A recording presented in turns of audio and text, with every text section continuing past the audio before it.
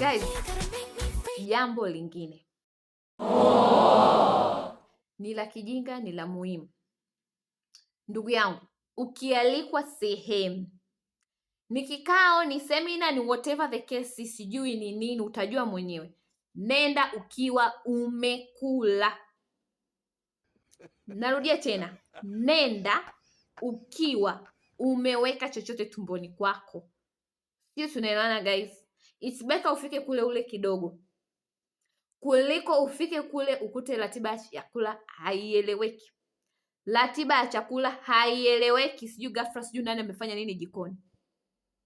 Ndugu yangu, hiyo ni sheria ya unapojiandaa kwenda kwenye seminar, kikao, in short, unapojiandaa kwenda kukutana na watu sehemu ambayo haujui ina mazingira gani, ratiba yake imekaa vipi. Umeambiwa ratiba ndio, lakini itaenda kadri iwezekanavyo. Sisi ni wa Afrika. So that is it about today guys. Tada!